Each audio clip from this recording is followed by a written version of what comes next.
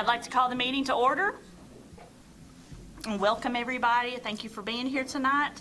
And we will start with saying the pledge.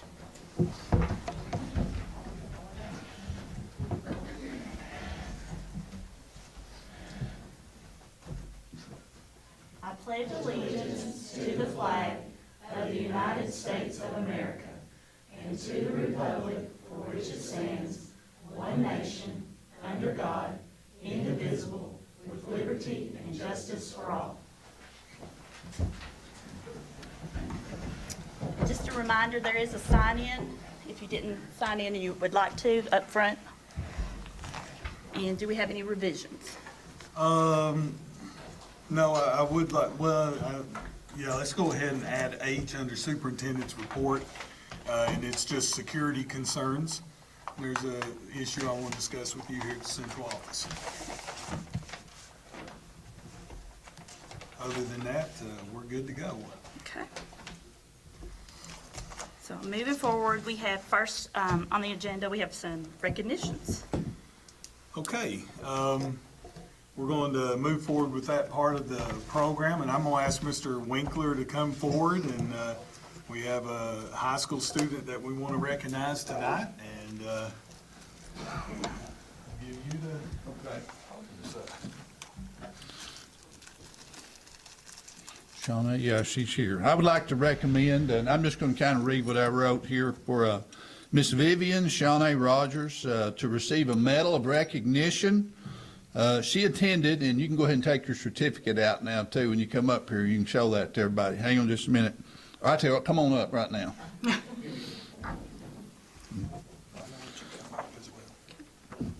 She attended the National Academy of Future Scientists and Technology, or Technologists, and you can see her certificate that she received for attending that, but it's way more than that. She was honored for her outstanding academic performance at the high school and her leadership potential and dedication to serving others through science, technology, engineering, and math. She attended this Congress in Boston, Massachusetts in July. And she was nominated for this because of her outstanding academic performance at the high school, where she really excels. This young lady has tremendous potential, and whatever she decides to do, she's going to be a success. She maintains, and I got her permission to say this, she maintains a 4.13 grade point average on her very first attempt with no other tutoring or whatever. She got a 27 on her ACT. So she's very well versed in academics. But on her own initiative and with the support of her family, she decided to accept the nomination to attend this conference. And her description of the conference and the overall experience was one that indicated her willingness to step out and grow, her willingness to try new experiences. And she's not afraid of trying. She's not afraid of failure. And because of that, she's experienced a whole lot of success early in her life. And one of the initiatives that we have at the high school is called the Growth Mindset. And I think this young lady typifies what the growth mindset is all about. And it's an understanding, if you're not familiar with it, it's an understanding that basic qualities that we have, whether you talk about your intellect or you talk about your abilities, these can be cultivated through effort and opportunity over time. And one of the key ingredients is you don't want opportunities to pass you by. And one of the reasons that we felt so strongly about recognizing her was she did not let this opportunity pass her by. And I've never been to Boston, but I heard it's a pretty grouchy place. Is that right? Nobody can drive. All right. So she's definitely stepped out of her comfort zone. And she is understanding that success is about learning. And learning is about seizing the opportunities without fear of failure. And she certainly has done that. A person's greatest gift is not necessarily their God-given intelligence, although that's very important, but it's their desire to learn and grow and be persistent in what they do. And she has been given a lot of intellectual ability, and she's also been given the desire to learn and grow.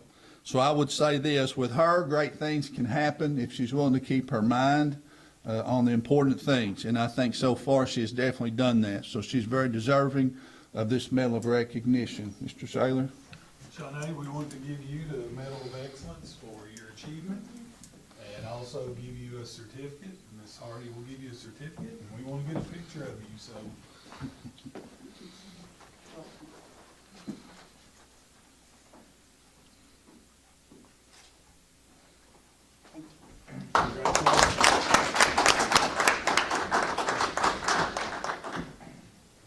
Okay, next we have our mountain movers. Well, we'll start out with our mountain movers, and Jenny, I'm gonna ask you to just come up with the first one. And our first mountain mover this month is, of course, our community school volunteer, and it's Miss Nell Williams. And Nell taught school in Estill County for 33 years, retired in 2001. She continues volunteering weekly in our schools, teaching art to students as well as developing history dramas in the schools that will help students learn more about their favorite, her favorite subject, which is history. So now we want to give you the Medal of Excellence for your service to Estill County Schools and a certificate.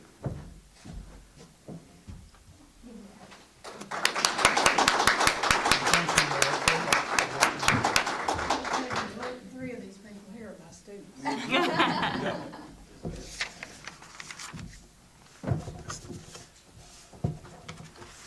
Our next mountain mover is Miss Sarah Beard. Miss Donna, you wanna? Sarah's been teaching 12 years at Estill County Middle School. She says every day is unique and enjoys watching her students learn. Sarah says middle school students are at the influential age and she likes being part of the influence. Let me give her her medal and then we'll get a picture, okay? Let's get a picture of her. Thank you for your service, and we would like to award you with the Medal of Excellence.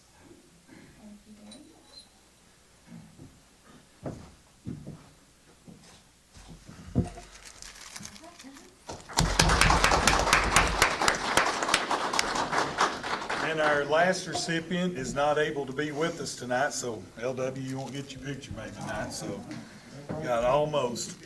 But Miss Laura Freeman, I believe she's our first recipient from our transportation system, and Laura's been there for the last 2 years. I think she's going on her third year, I guess, so she's done a fantastic job in our transportation system, and she's at home tonight because her little girl had surgery, so she wasn't able to attend. But I'm going to give this to Mr. Burkhart, and he'll make sure that she gets it. But again, I'd like to say thanks to all three of our mountain movers and to Shawnee. There's great things that go on here in Estill County, and we want to make sure that we recognize those every chance we get. So again, let's give a round of applause to them.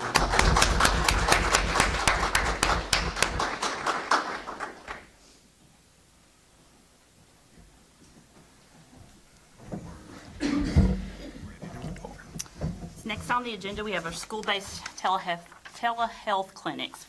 John Isford is going to present. Yes, Mr. John Isford is with us tonight to answer any questions that you all may have. But this is a grant opportunity that has came up through Markham and Wallace. And Mr. Isford, of course, is employed by Markham and Wallace. And this is a grant, and again, we're applying for the grant. We don't have the grant yet, but what we're trying to do is set up a method by which all of our students here in Estill County can receive health services during the school day whenever they need to see a physician. And our ideal is, or the ideal of this program is that each school would be equipped with a telemedicine device, which would be technology that would allow the person at the school would be able to contact that child's doctor that they already have here in the community, and that doctor would be able to see them basically over the internet through telemedicine. And for those students that do not have a physician, then, of course, that would go back through the hospital as the provider, and we would set up, figure out who that child would see in terms of the need that they would have. So basically, what we're doing tonight with you all is we're asking basically for the permission for us to partner with them. You can see inside there, and also I ran off for you all tonight a copy of the MOA for you all to look at.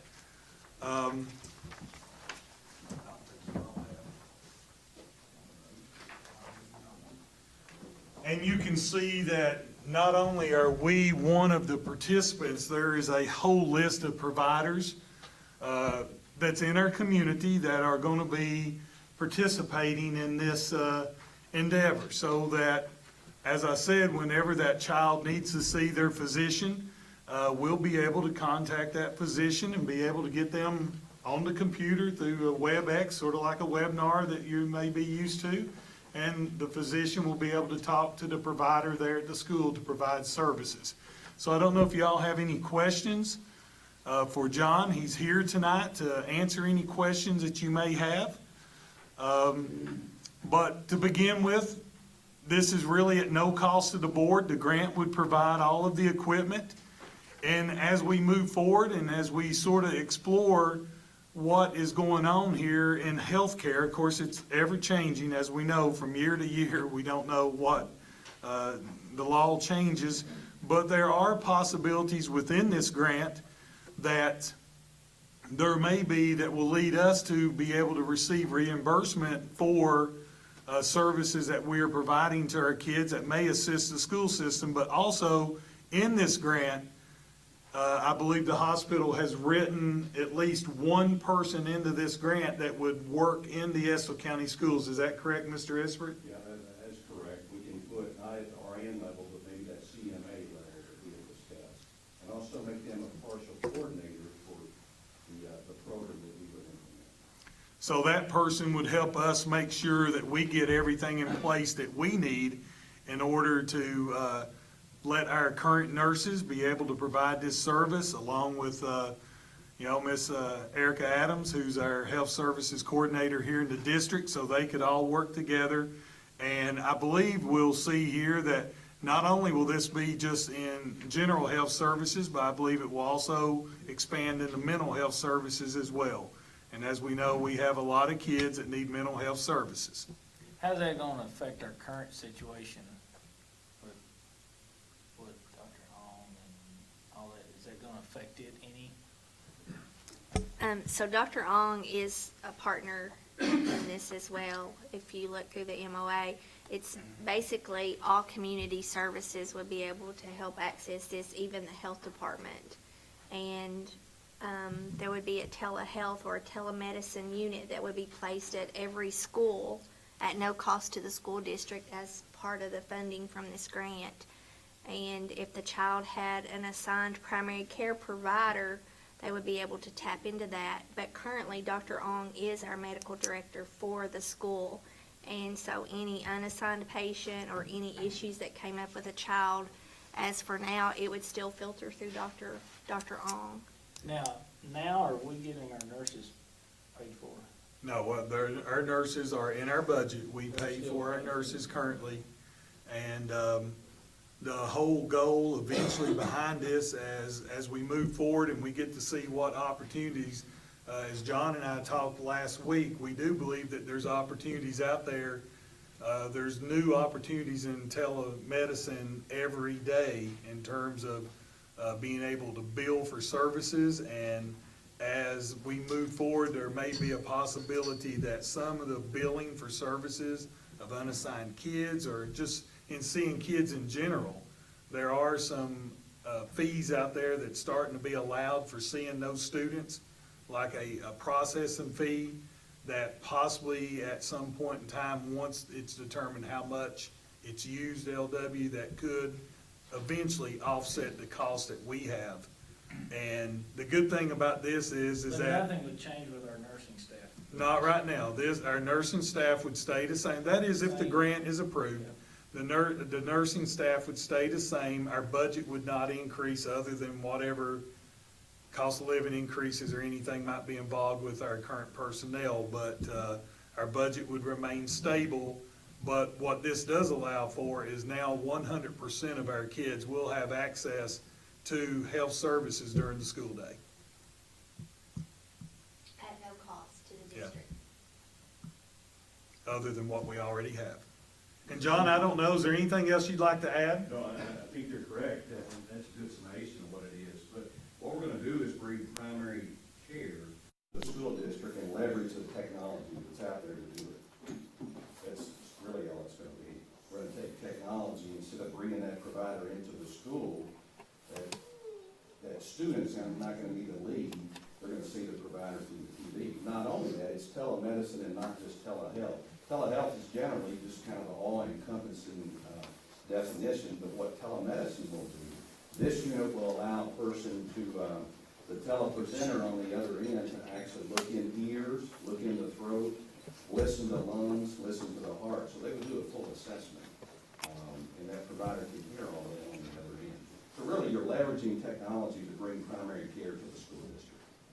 Again, it's a grant, and there's no guarantees, very competitive, but that's the initial plan that we're looking at. And just to follow up on what John said, as you all know, early, even before school began this year, one of our charges from Mr. Saylor was to try to help solve some of the issues that we had in providing health care to our students. And so this was identified as a need. We had a committee that was formed, and we worked on that for many weeks, trying to come up with some of this plan. And so some of this sprang from some of those ideas that we had back then, and we were able to discuss with the hospital, and this grant opportunity became available. And so it's really just moving forward with some of the things that we had identified early on. And it would incorporate well into what Long is doing. We met with her. She's on board with everything and very much believes that technology can help with what we want to do. And we're at the point, even if we do have that child, that they do the assessment there on site, and if it's determined that child, hey, you need to see the doctor, we have the ability to transport that child to that doctor's office to see that doctor, of course, in contacting the parent and making sure that we can get the services provided to the child. And we would still have those same standing orders and all of those things that we worked on early on in the school year. All of those things would still be in place.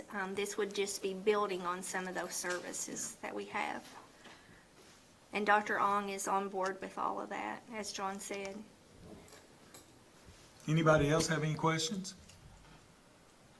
So I think what we're looking for tonight, and it would be my recommendation, that we would join in this grant effort, and that we would go ahead and sign the memorandum of agreement saying that if the grant does become available, that we would be a full participant within the grant. And if you all feel comfortable in that, then my recommendation would be that we proceed and see where we go. We have a motion. Do we have a second? Any discussion? All in favor? Okay. Thank you, John. John, thank you for being here. And would you need my signature or the board chair's signature? That's up to you guys, whatever you deem is the appropriate thing. It's okay with you, That's fine. John, you want to take this as far as our copy's concerned? Sure I will. And I'll send you a copy of that. Once you get all the signatures, and I think it's the date, wasn't it? Is the column? Today's the 16th. Thank you, sir. Thank you. Appreciate it. If you guys have any questions, let us know. We'll be in touch. Thank you. Okay, next on our agenda, we have the audit report. Okay, I have there'll be no action on this. You'll not accept it tonight because the auditor was not able to be here. And the press has one, correct, Ms. Kim? I'll make sure that gets in Mr. Bignell's packet. that audit is for you to go ahead and start reviewing. Of course, there's a lot of financial mumbo jumbo in there, but pretty much the school district received a clean audit. There are no major issues. There were 3 issues found in 3 schools where purchases were being made before the actual purchase order was being drafted. And that is an issue in sort of the chain of the way things should go. We're going to work very hard to address those issues. I don't want to ever get to the point to where I feel like, or want employees to feel like they're being punished, but our employees do need to realize that you can't buy something in a school district as such and not have a purchase order up front, a requisition and purchase order. And at one time, I believe, in speaking to Angie, I do think at one time that we did institute a policy in this district. If you bought something without a purchase order, then you paid for it. And I would hate to do that. I hope we can address it without having to go that far. But if we continue to have that trouble, I will come to you all and ask for a policy change from you all that states that if somebody purchases something in this district and they do not obtain a purchase order before they do, they'll be able to pay for that out of their check. We will get this issue addressed, but that is for you all to look at, and he'll be here to answer questions at the December meeting, and I think that's fine in terms of us being on timeline, is it not, Angie? We just have to, I think we have to do it, what, for the first of the year? I'm not sure, it had to be in Frankfurt yesterday, and all that was good. So they've submitted everything, and everything's went to Frankfurt, so it's in time. I think we just have to have a board approval, that you all have been advised of what the audit was, and then give your approval for that report, and we'll do that in December, if that's okay with you all. Okay. Next on the agenda, we have the personnel superintendent contract addendum. After our last executive session, we had a review of my evaluation, and you all had asked me to put the superintendent contract on the agenda for this time. Do we have a motion? The superintendent contract addendum, that would be the raise we had spoke of. That would be, yes, there would need to be an addendum, and you tell me if I'm wrong, Jason, there would need to be an addendum to my contract recognizing the raise. Yes. That would be agreed to tonight by you all. And then I would work with Jason to go ahead and get that addendum ready for your all's approval at the next board meeting. And I believe we discussed the fact that it would be retroactive to July 1 of this year for this school year. And Jason and I can work on the paperwork and have it ready for you. Last time, you just have to determine tonight by board action what you want that amount to be.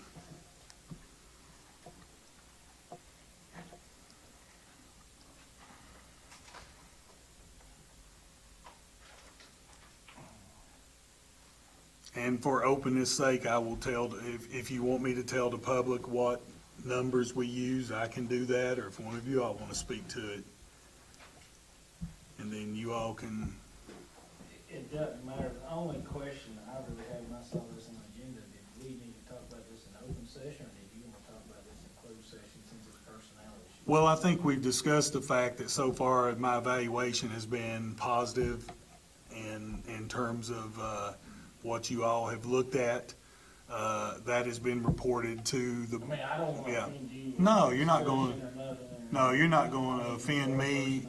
I think we've already discussed everything leading up to this. I think the deal tonight would be the dollar amount. We wanted it to be, we didn't want to come out of closed session at the last 2 board meetings and approve something that at that point in time, it would look like it was done behind closed doors, which of course it is done behind closed doors whenever my evaluation's being discussed. But But that's why it was put on the agenda tonight, so it's out there, it's in the public eye, they know what you all are doing. So I guess I'm a little bit confused because I know last time in a closed session, we discussed that you had asked for a raise, but I didn't know that we voted to give you a raise. No, you didn't. That's what you would be doing tonight if you agree to an amount.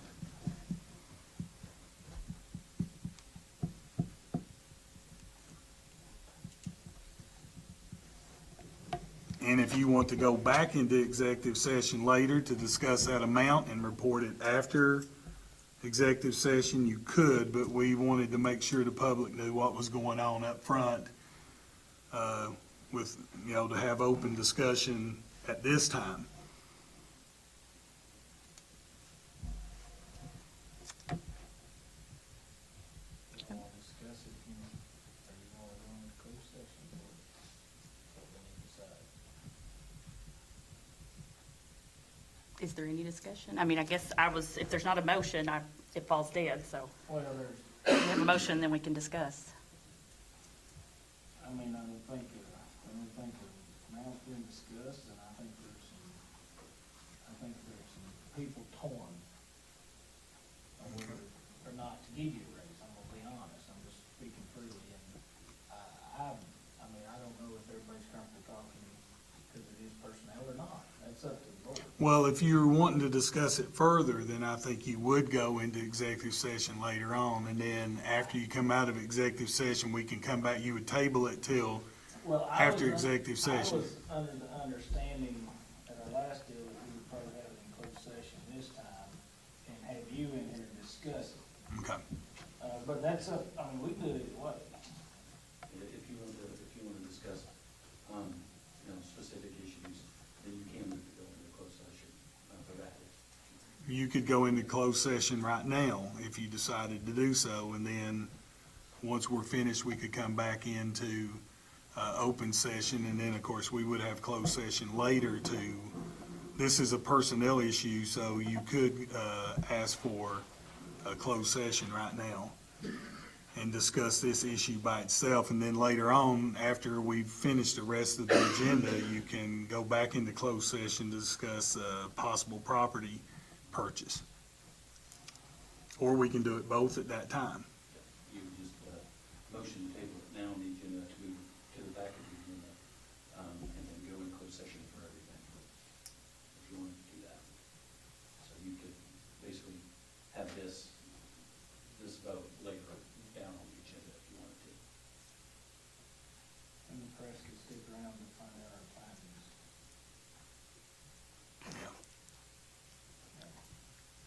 So we just Do we need a need a motion motion? in, if Do we're we gonna need do more it in discussion? executive session, you'd need a motion to table it until, after executive session.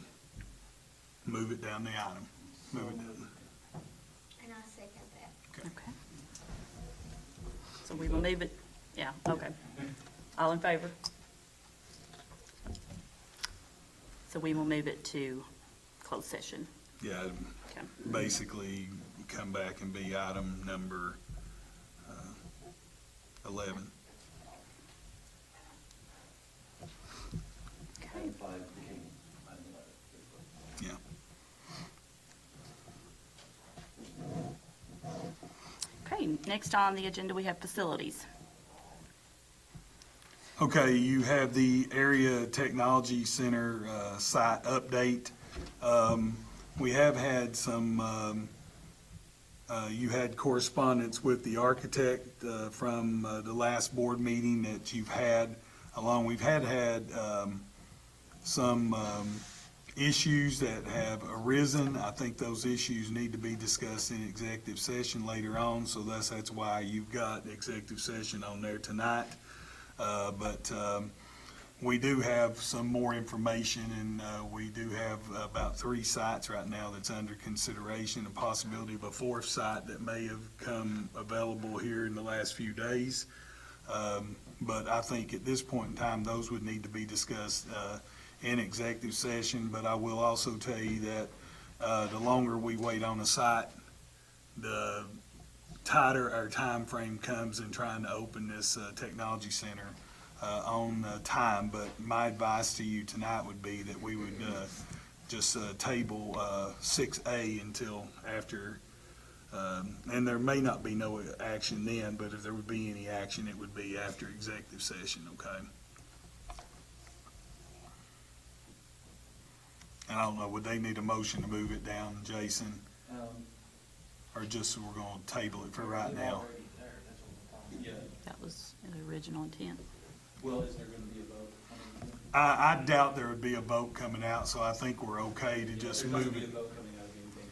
We're not ready to announce anything is really, I would think, is what we would be telling you at this time. The board's not ready to announce a site, okay? We've not decided on one. Yeah, and we don't have enough information to decide upon one. Okay, we have the construction manager RFPs. Okay, you all have had your RFPs in hand here for the last few days, and let me grab mine right here. And we had 4 firms. I believe that we sent out 6 RFPs, and we had 4 firms that have indicated that they have interest in being the construction manager. And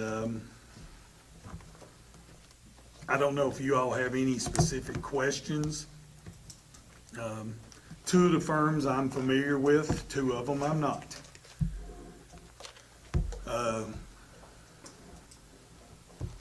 To be honest, but I do think it's one of those things at this point in time, if, since we don't have a site, I think it's possible you could say, well, we could delay this a little bit, but I also think that it's important that you possibly have the construction manager also involved in final site selection, because as we know, the site a lot of times can determine issues that you can have in the future. So, you know, my thought process is that we would hopefully try to hire a construction manager where we could go ahead and put them in contact with our architect so they could get in on some of the preliminary discussions. None of these firms is asked to be, you know, they've not asked for confidentiality or anything. I don't think they're entitled to it anyway, just to be honest. As I've reviewed, I think that there are probably 2 that I am familiar with, and I'd be the first to tell you I'm familiar with Codell Construction and have worked with Codell Construction. And then, of course, we have Pax Walker, which, of course, Walker Construction, we're all familiar with Walker Construction. Matter of fact, they're presently involved with the construction of the road here in Irvin. So both of those firms I'm familiar with, and I've looked at, in terms of Marilla and also Alliance, I've looked at their proposals. I think they're both fine companies. I just have no point of reference with either one of them. I don't know if you all do. So I guess we would just have a discussion here, what you all think or any questions you may have, and then decide or see if we're ready to come to a conclusion in terms of what we want to do. I still believe that I've been involved in projects with and without construction managers, and I do know that there is a little bit of an additional cost to have a construction manager, but the whole idea behind having a construction manager is, number one, the way that the project is bid. We have separate contracts with each and every contractor for specific items within that construction project, which gives another layer of accountability that you normally don't have. If you have a problem with the paint contractor, then you know that you go to the paint contractor. You don't have to go through the general contractor to get to the subcontractor. So that's one advantage. The other advantage is that you would have somebody on site every day, and it's not the fact that even if we had that person employed with the duties that we already have for all of our employees that's already on staff, we don't have somebody that can go out there every day that's going to be there when the concrete slabs are poured, when the walls are, when the concrete block are laid, when the finishing touches go on that building, when the windows are put in, when the roof is being put on. That person is there from day one, including the excavation of the property. And my belief is that if you wait until the excavation of the property, if you wait to that point, yeah, they're gonna provide you the services that you need while the building is being built. But I believe they have to be involved in the design phase. They can catch issues along with the architect before they even begin. So I'll open it up to you all if there's any questions, sir.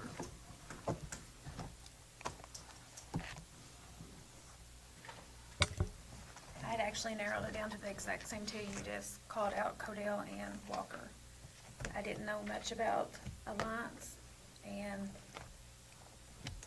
some on Marilla, but I hadn't found it to these two. Yeah, and I think they're both fine firms. I mean, if you look at the projects they've been involved in, they've been involved in a lot of projects. Both of them are good firms. It's just the fact that I have no point of reference with them.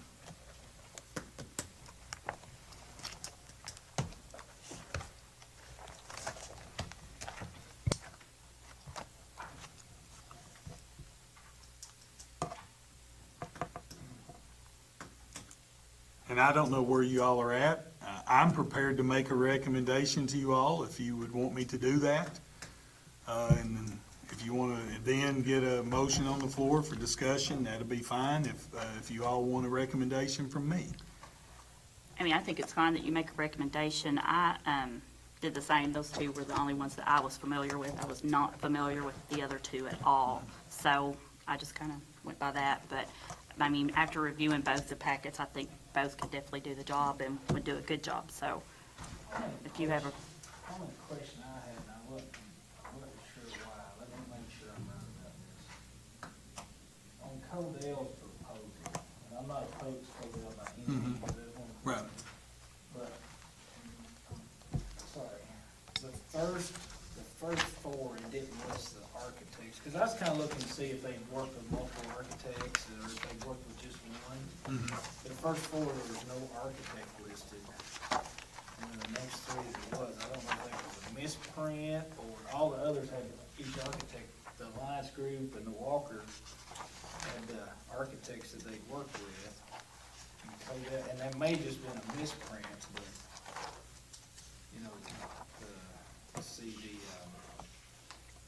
the Park County, the Electric County High School and Athletic Complex, there wasn't an architect listed. Park County High School, there wasn't, and Electric County Vocational School, nor the Jackson County Vocational School. Yeah, and I don't know who the architects were there. I do know that, Yeah, but based on my little bit of review, I think. then they listed, it wasn't consistent, then they come back and listed on the next three, the architects, and I was just questioning that. I guess there's some questions I'd like to ask each one of them if I could, you know. In some of those, I believe that, I don't know, and I was trying to look, and they gave a project listing. I don't know that in all cases, they were the project, or the construction manager. In some of those cases, they were the general contractor. Okay. So I think, you know, and I think they do both. You know, they are the general contractor in some case. They don't always just do, construction management. And I don't know if that's the answer, LW. I couldn't say Yeah, for sure. I'm just questioning Yeah. why it was in part of them and not both. Most of these construction firms this day and time, they do both. You know, they will try to be the construction manager, but if they're not the construction manager in general, a lot of times they're gonna try to apply to become the general contractor or be a part of that construction project. I can't tell you if that's the case. I do know that Codell Construction, they have been usually the construction manager on probably, let's just say, a huge majority of state-owned buildings. They have been the construction manager on those buildings. And I don't know how much general contracting they do at this time, but if these are all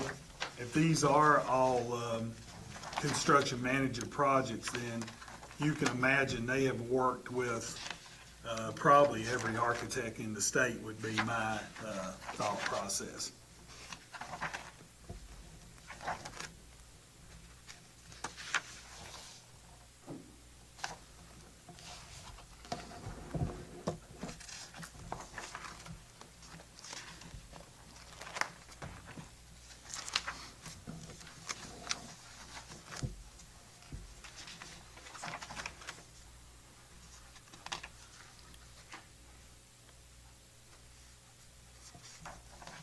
You know, personally, I don't think I'm ready to vote and select one tonight.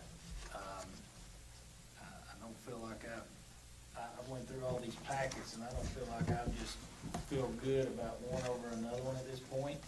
Is there any way at the next meeting, maybe we could select the two that we talked about to come and maybe speak with us and kind of help us, I mean, what do you all think about that? Maybe help us make a final decision?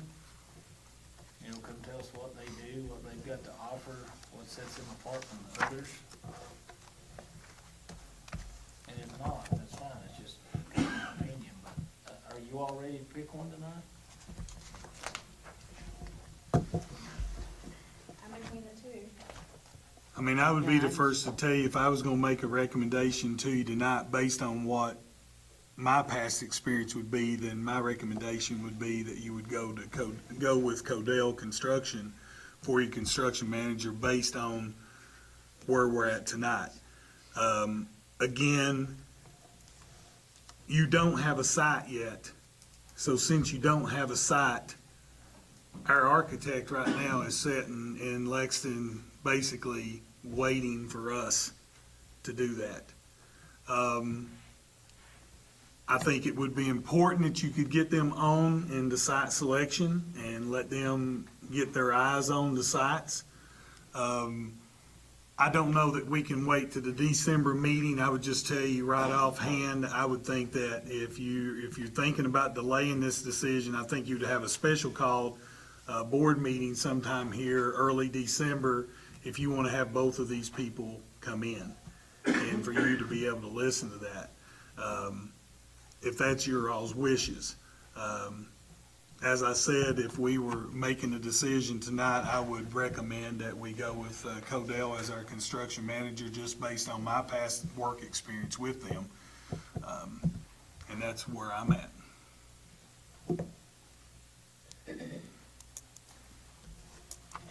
I guess, I mean, I don't feel like I need, or there's anything they can come in and after reviewing that they're gonna tell me anything different I mean, I think they're both capable, so.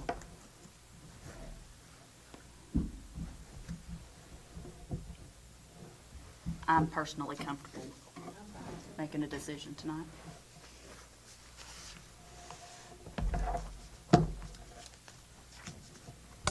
I'm fine with that too, and if, Mr. Saylor, if you know this company and go with them, I'm good with making a motion to go with Codell. Okay, we have a motion. Do we have a second? I will second it. Any discussion? All in favor? Any opposed? I abstain. I just don't know. Best decisions. We'll move forward with Codell. Okay. Okay, next under facilities, we have the Estill Springs HVAC project. We had this discussion at the last board meeting. I will tell you that,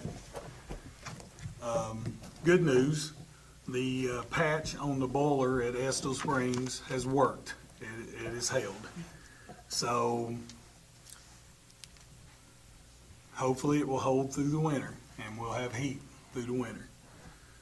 So we have an emergency situation on the HVAC system there at Estill Springs.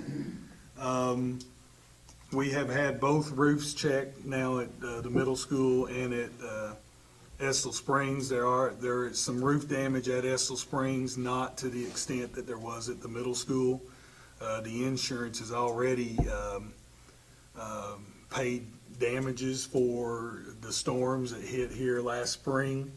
Of course, by no means is it enough to pay for, those roofs are, one of them is over 20 years old, the other one is somewhere in the neighborhood of 19, 18, somewhere in there.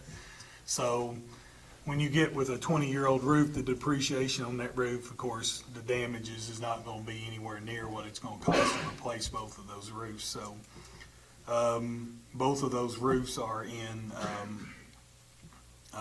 need of repair. Those are basically two things that I do not think that we can put off.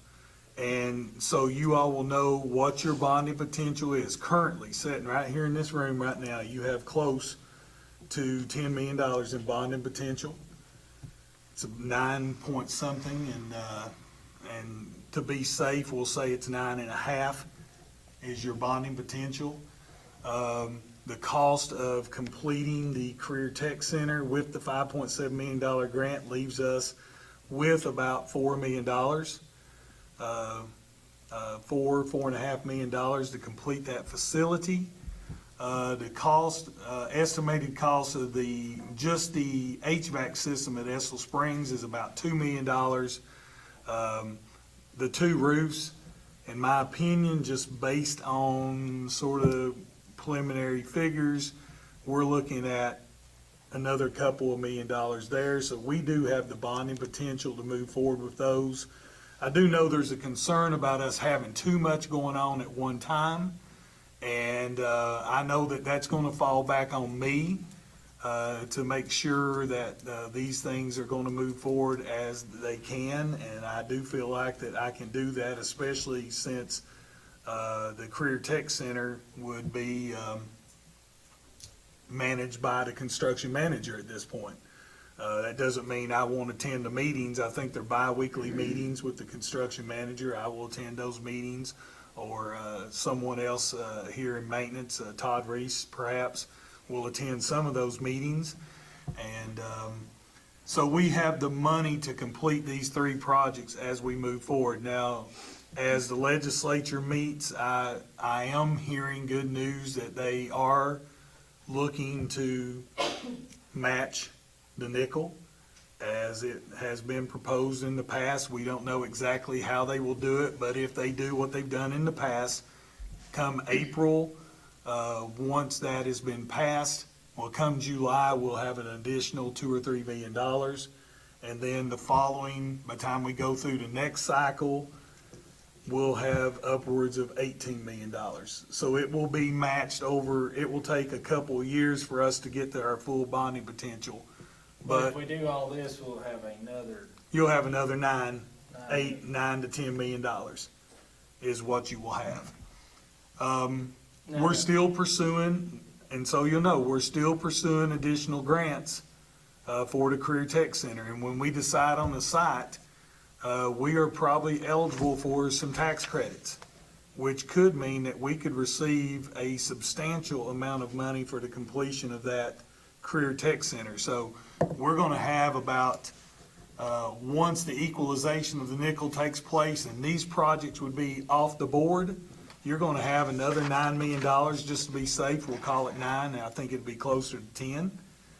And if you get that grant, you're going to have a lot more, or those tax credits become available, we'll have a lot more money than that. We're going to pursue every dollar that we can get.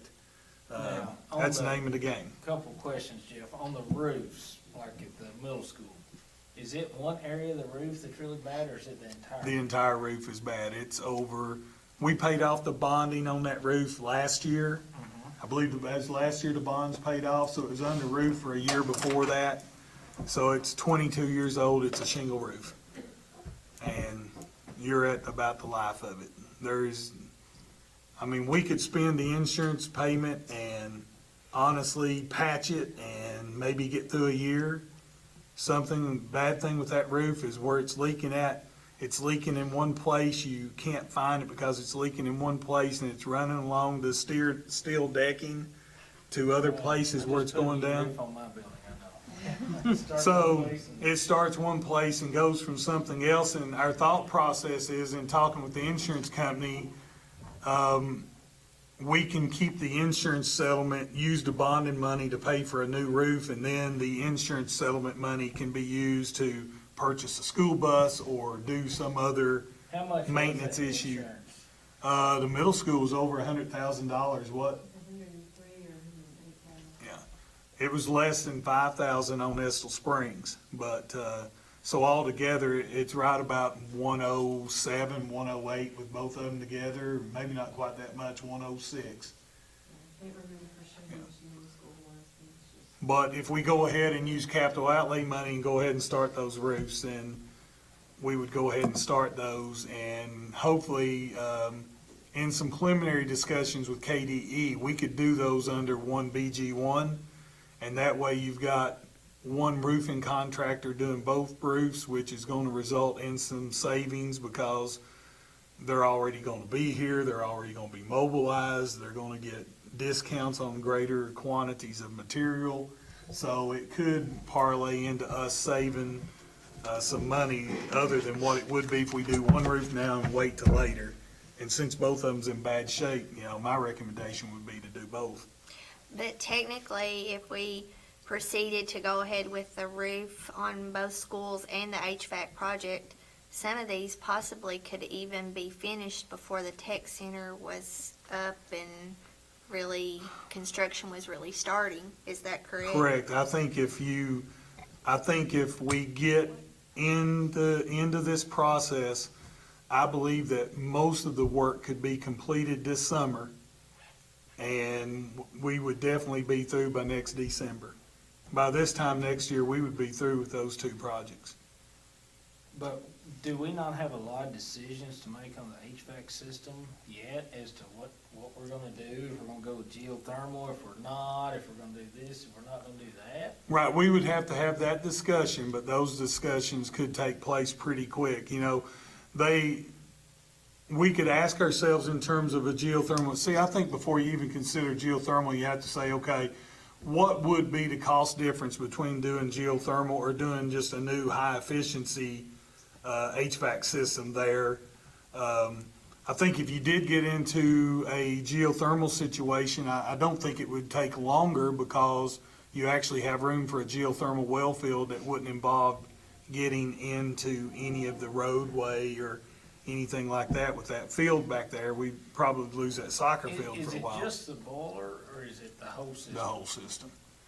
The whole We system. keep talking about patching it, and here No. I'm sitting here thinking a 20-something-year-old building, do we spend a couple $1 million on it, or do we just replace that? I'm just, Well, questions I have. that is to replace the whole thing. $2 million would be about the cost it would to be replace the whole But to me, thing. $2 million is a lot of money. We're acting like Yeah. that's just a drop in the bucket, and that's a lot of money for a 20-something-year-old. But I mean, we're probably gonna have to do Yeah. something, but is there a cheaper option that will fix it?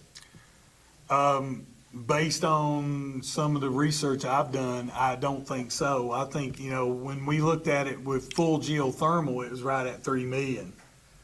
Without geothermal, you can bring that cost down. But you have to decide, do you want to bring the cost down? Do you not want to go geothermal? But hiring the architect is the important step in that then you can get the mechanical engineer on board, that you can start having those discussions. Okay, here's option A, this is with geothermal, here's this system, option B, here's this system, option C. And the first thing they have to do is, look at the building, which one of the mechanical engineers had already looked at the building for me 2 years ago. The mechanical engineer that you have on your career tech center right now is the same mechanical engineer I spoke to 2 years ago on Estill Springs. So they've done some preliminary work.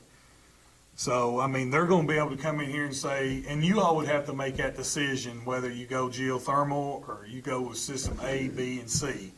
That's the way the projects, 2 of the projects, LW, that I did at my former district were both major renovations or HVAC projects.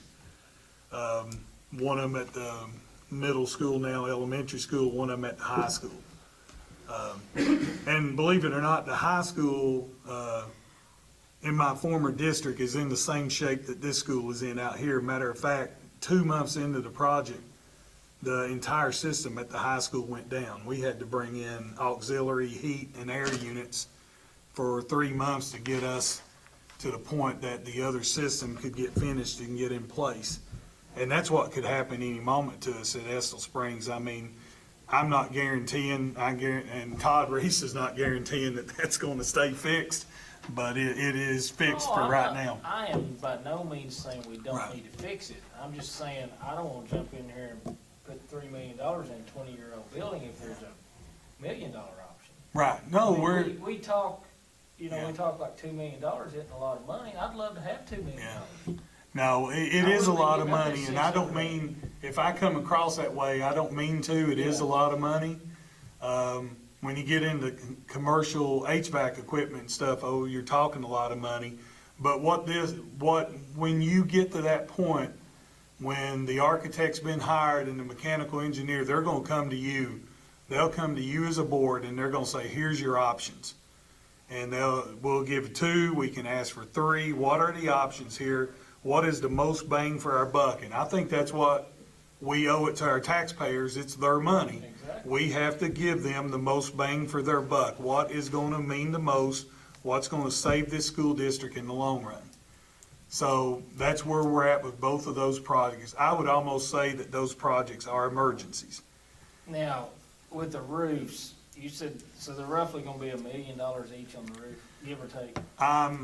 That's just sort of me giving a project. I'm throwing a $2 million figure out there, and that's just based on some projects I've been around in the past, but now. Well, South Urban cost us a little over $1 million, but we did the roof, we did some. Yeah, it's about, I ceilings, think we that did roof was about kitchens. 700,000. Yeah, I it think the was. roof at South Urban was about 700,000. I would think that would be equivalent to Estill Springs. I think that the size of that roof. Do you know the square footage on Estill Springs? Probably don't. I just had it in a report. I think it's right at, I think it's 40-some thousand. It's not quite 50, I don't think, LW. We just got a report back on it the other day. We had to do a state mandated report that cost us $7,000, some of that state mandated stuff. But it's somewhere around 40 to 50,000 square feet, I believe, that building. Just using my calculator. I guess, the flip side and my concern is if we kept sinking money in just to patch it and to, Yeah. that's my concern. That's the taxpayers' dollars also. So if, that's if it's why- considered an emergency, I feel like, yeah, absolutely $2 million is a lot of money. We all want to be good stewards Absolutely. of our money, and that is a lot of money, and we want to make good choices, and I think that's why we sit here and agonize over what's the best thing to do. And I guess, the big picture is this technically could shut a school down at any time. The roofs are bad, they're leaking. I know the gym is leaking at the middle school. I know there's ongoing issues with the HVAC system at Estill Springs. We've patched it as many times as we can. The roof that's leaking, I know that can cause more damage to our gym floor. And we could technically build up more expenses by putting it off than we could by going ahead and fixing it. I understand LW's concern about having too many projects going on at once, but we're kind of at a point that we're kind of getting in a pickle.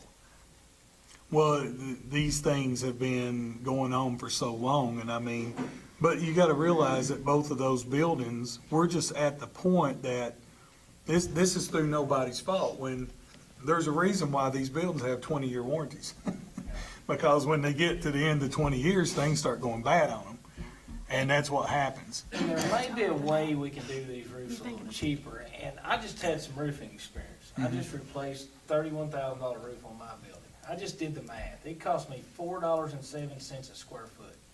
A roof for the middle school or high school is gonna cost $25 a square foot. Now, I know it's higher when you have to have an architect to go through, but that's a little bit ridiculous. Yeah, I think, 5 times the cost. I And think put you the will, really thick, mine's metal trusses. I had to have a high rib, the most expensive metal you could put industrial. Mhm. And I had a professional company come in and do it, a roofing company. And I'm giving you just some estimates, so I really don't I wanna know. hold their feet to the fire and price shop a little bit. Well, I agree, and I think what you do, the same thing on the roof project. You gotta say, okay, give us 3 options. Give us option A, option B, option C. These are what we can do. I definitely think I would advise you wholeheartedly, do not go back with I hate shingles on either one of those roofs. I just don't think, we know the life of shingles. I don't have anything against a shingle roof. I got one on my home. But, you know, and honestly, for my home, I wouldn't want a metal roof. That's me personally. That's just me See, from I've that got a metal on my standpoint. roof. And you may want one, but I like shingles on a personal residence. But I think commercial, I don't think that's a good ideal.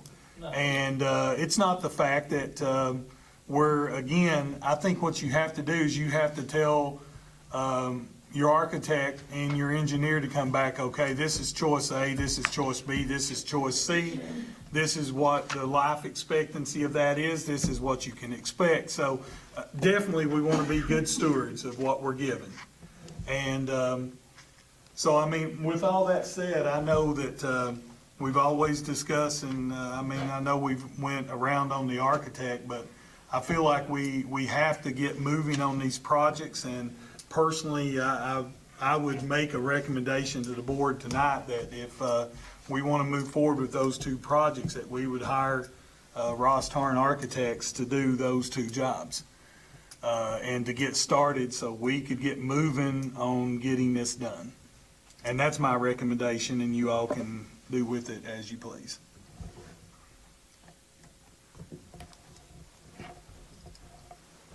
Would the construction manager be included in these projects? No.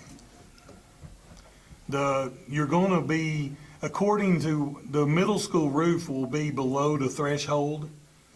There are a couple other things you wanna look at Estill Springs. You may wanna look at lighting. You may wanna look at ADA stuff in terms of anytime you upgrade a building. I think there are some sidewalks and stuff out there that are too narrow in the front of that building, doesn't meet current ADA standards. So there's a few things there that we may want to look at, and we can have that What is the discussion. threshold that we have to have an architect? What's the size of the project? You have to have an architect, I believe, regardless of the size of the project. I thought it was over a dollar figure.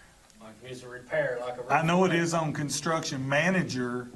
On construction manager, it's over $2 million, but now I know that, I mean. I know of districts that's got in trouble that, for instance, we built some dugouts on a field in my former district, and when the State Department found out, we had to tear them down because there was an architect that designed those. I'm just curious, what point is it considered a new project or a repair? Because to me, the roof's a repair. I understand the HVAC. I don't know, we could ask that. The reason I'm asking, that's 10% goes to the architect. That's 10% off the top.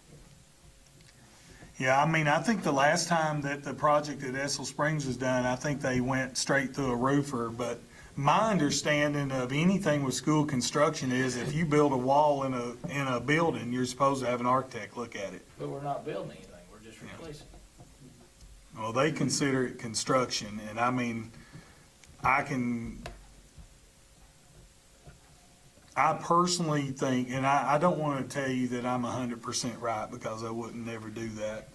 But I And I'm just personally. questioning, I mean, if Right. we have to have one, we have to have one, but if we're taking the shingles off and putting metal on, I don't know why we need an architect to get 10% to tell us, yeah, you can do that. I don't know, that I has mean, to if there's do other with the structural repairs loads. And redoing different things, that's one thing, but. With the structural loads and stuff in terms of those roofs and stuff, I don't know if that's required because you have to have an engineer involved. It's just a matter, what stinks sometimes is that on a general building that you and I own, we can go out and do that, but when we've got a building that has school children in it, then there's a different And I level, understand that. there's a different level of liability with that. So thus, I know that like I said, I know for a fact that, there's been situations where even on a dugout for a softball field, it's had to be torn down because there was not an architect involved. That doesn't mean school districts don't do it. They do it every day. I won't say every day, but there are districts that do it. But I personally think that you would need an architect on both of these jobs, just from the liability standpoint.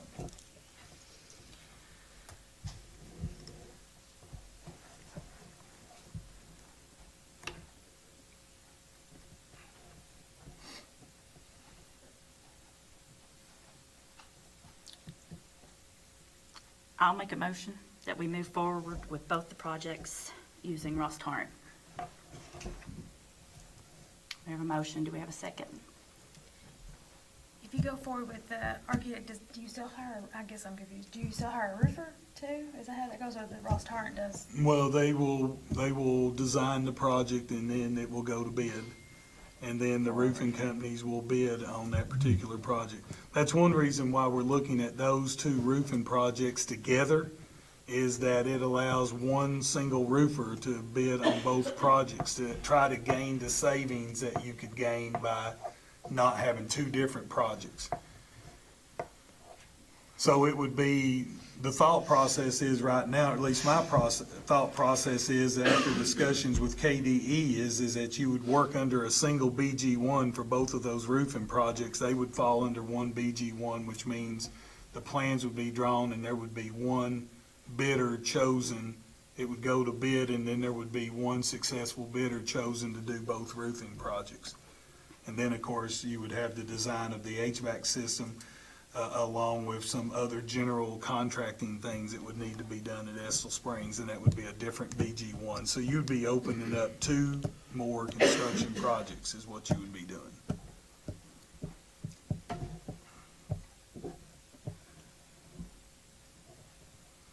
And like I said, hopefully those would be completed, they should be under final completion, I mean, in terms of the punch list and everything completed by next December, but our hope would be that they'll be completed long before that, if we can get started with the design. The roofing projects will take a lot less time than that. And that's not going to have the engineering that's going to be involved in the HVAC project at Estill Springs. We want to make sure we get that right. As you said, we want to make sure we get the roofs right, but they're going to come to us with 3 options on roofing, and they'll be able to do that a lot quicker because it's concentrating really on one thing. I would think the roofs could be replaced before we start school, which would be great to get them in and out before the school starts. I go ahead and second that motion to proceed with replacing the HVAC and the 2 roofs. I don't feel like we have a choice at this point. We have a motion and we have a second. Any discussion? Well, I'm gonna go ahead and say something. I am not against these projects. I am against using this architect, so I'll just, that way everybody knows why I vote the way I vote. And it's because of past performance, so. Any other discussion? One of the things that we sold the nickel on was fixing some of these projects that are outliers that we're talking about right now. And that was one of the things that we told the public that we would take care of, is the roof and our HVAC system. Yeah, I think our priorities was the Career Tech Center, the HVAC system at Estill Springs, and the roofs. Those were our 3 major priorities. Now, They there's a were. lot of other things on that wish list, and I know that all of our athletic boosters, they're very interested in what is going on with our athletic fields, and there are, at some point in time, there is an additional project that you all will need to consider as we move down the road and more money becomes available, and that's the final renovation of that high school. It's time, since there's been 6 renovations done on that high school, it's time to put it to bed. You all, the community should be sick and tired of construction going on at Estill County High School. There's been 6 phases of it, and that's because of necessity. In the past, there wasn't the money. When $3 million was available, you did a little piece of it. Well, and that's one concern I have, and I am not by any means saying these projects aren't necessary, but these roofs have come up in the last couple of years. That wasn't on our building, That's right. correct? They're on So there as part of renovations whenever they're on Renovations, your but they facility were not a plan. necessity, they were all way on Yeah. down the list, so I don't wanna get in the point that we don't have any bonding potential if the roof comes off. Yeah. Another, part of the high school, and we've got issues out there, or if we have a major HVAC system problem at the high school, that would cost a lot more than Estill Springs, a lot larger building. Yeah. So we talk about all these needs, and we have a lot of needs. I understand that we're always gonna have a lot of needs. Every school district has a lot of needs. Doing business is expensive, I get that, but I don't ever wanna get to the point that we just spend ourselves until we're broke, and we get in the same situation that we were before this nickel tax. Cause we didn't have enough bonding potential to do anything. Yeah, point well taken. I mean, you So, don't need to I be, just caution you, and I do know 3 or 4 projects is a lot to go on. I remember the high school in South Urban at one time. You all get ready. It's a lot. well, I think the And roofing hopefully the project. construction manager will help. Yeah, I think the roofing project could be done before the first, probably before construction even really starts on the Area Technology It got so Center. bad, those 2 projects, we had a couple different special meetings just to discuss that, because we had too much stuff on the agenda. Yeah. I mean, Well, and we a lot started of throwing it- change orders in. A lot of it centered around the financing of those projects, if you remember, because we had to juggle the financing of the projects to really maximize what little bit of money we did have. Yep. So that's one thing I that do you won't not have to wanna do get- this time. I feel obligated to the taxpayers not to get in that shape again, but our children and our staff, so. Well, I think as soon as the nickel is equalizing, I think the legislature almost has to equalize it. There's too many communities out there. When you tell the people, if you take the step to pass the recallable nickel, we'll equalize it. And there's about 15 school districts that have passed a recallable nickel. They're waiting for equalization. A couple of them are big bears in this state, like Scott County. Well, I hope they do, They're gonna because that's have the way to- we sold that. Yeah, they're gonna have to equalize it at some point in time. And, in talking to Dr. Kevin Hubb at Scott County, we're already in the process. I've already met with not only our legislators, but the ones next door to us. I've met with them. One of them is on the Budget and Finance Committee, which is your representative, I think, Mr. Hale from Powell County. He's on the Budget Committee, and he has heard me as well. So I do believe that they're out there, and as soon as they equalize it, yeah, we're gonna spend up to about 8 million here, or commit about 8 million, but as soon as the legislative session is over, come next July, we'll have an additional 3. Just like that, if they equalize it like they did in the past. If they do better than that, then we may have more money available quicker. But if they do what they've done in the past, then by July of 20, we'll have upwards of 18 million minus whatever we've spent. So the money is there, it's gonna be there hopefully, and I just can't see that they're not We going to do don't have, that. okay, say, if we were in the current state, when do we get more bonding potential? When do some of these other projects run out? 'Cause isn't that several years down the road? 2032, that's why we sold the So nickel. this is what we've got Yeah. to make it until then. That's right, you So need we to. need $9 or $10 million in reserve when this is You all need to done. be, and I don't know that I would agree with you that we need 9 or 10 million, but I think, you need to be somewhere in the $4 or $5 million range. We if just you spent can't. 8 or 9 tonight. I mean, Yeah. that's not much. Well, but we're talking in case of an emergency, and I agree with you. You don't need to ever get to the point that you don't have, you couldn't address an HVAC system at the high school. But based on right now, that high school is in decent shape. West Irvin, we've got through the problems that we've had with HVAC there. It's running properly right now. So these are the 2 emergency things. Now, if there's an act of God, that's where our insurance company comes into play, that the insurance would have to cover that, if there's some type of tornado or something. So I feel comfortable that, this is what we need to do for our district right now and, to move forward, so. Okay, we have a motion on the table and a second. All in favor? Any opposed?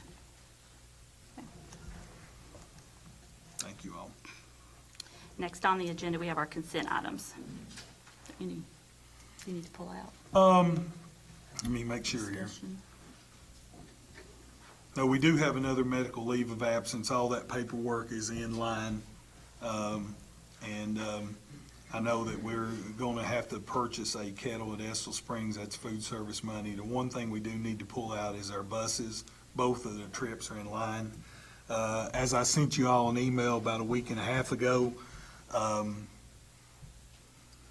we're in a dire situation with our buses and transportation, but we're close to being out of it.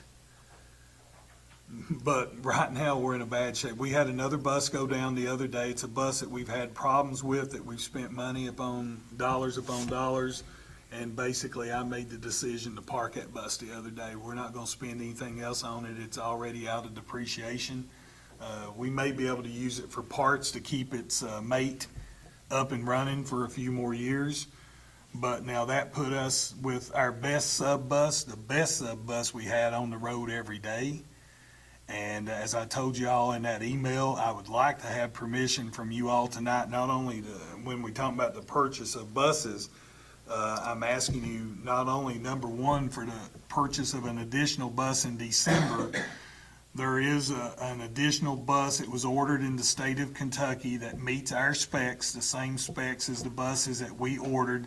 The only difference in that bus is I believe that it has tinted windows, which was like a $1,500 or $1,600 add-on, and it had disc brakes on it, which is where everything is moving in terms of their air disc brakes. So that bus would be available sometime in December, and we're really in a position that we need to purchase that bus. And Angie and I, Tanya and I sat down in a budget meeting on Tuesday, and we do feel like we have the money that we can squeeze in our budget to purchase that bus. So I would ask you to let us purchase that bus. And it matches, like I said, other than those two things, Mr. Burkhart, it is an exact match. Same engine, same transmission, same everything. We didn't want to buy one that had different parts, and you have to have different parts It for one. does have the heavy-duty transmission. It has a heavy-duty transmission. It's same exact specs as what we bought. So I would ask you to let us purchase that one in December. And then moving forward for next year, now this is next year's budget. I put in your packet two options. One is to buy two conventional buses and one handicap. We cannot put off buying a handicap bus any longer because two of our three handicap buses are out of depreciation. Is that correct, Mr. Burkhart? So, and one of them is not in very good shape. And I can tell you the sub bus, it might run one day, you might get 2 days out of it, but it's not going to make it for a week if you had to put it on a route every day. So we've got to have a handicap bus, so that's out of the question. We've got to buy it. My only question to you all is that do we buy 3 conventional instead of the 2? That would be a $50,000 increase in our budget for buses this coming year over what we've been doing, because we can partially pay for part of the handicap bus through special ed funds. So it would not cost the general fund. But now here's the good news. If we can buy the one at Christmas and the 4 for next year, which would get here in July, then at that point, we can sort of take a sigh of relief and take a couple of breaths, and we can back all the way down to 2. And we can get on a rotation that's going to put us to where we will be on a rotation to where we'll never get in this point again where we got to buy 10 buses in 3 years. You're going to always have to buy about 2 a year.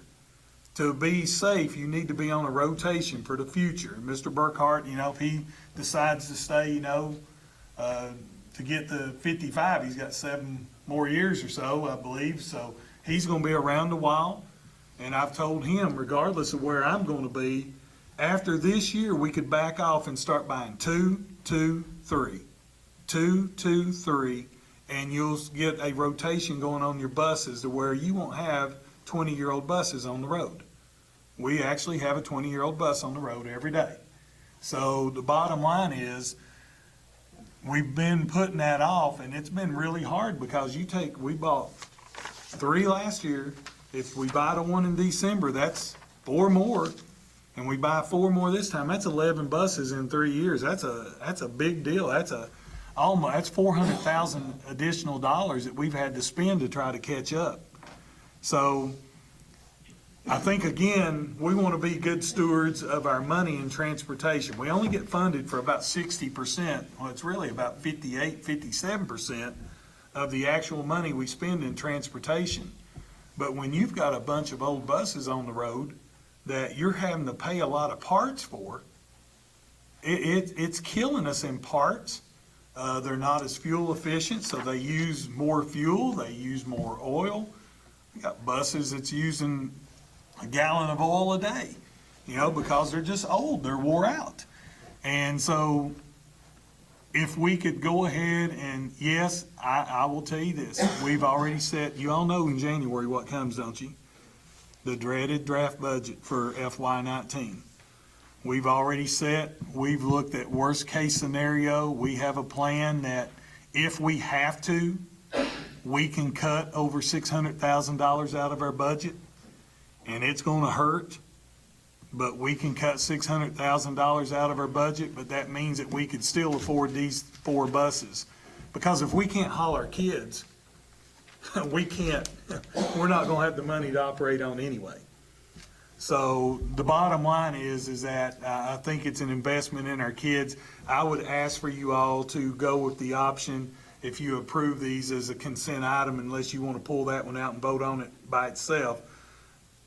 I would ask that you would purchase the bus in December plus the 4 for next school year, and we can get those ordered and get them on the line in order for them to be here in time.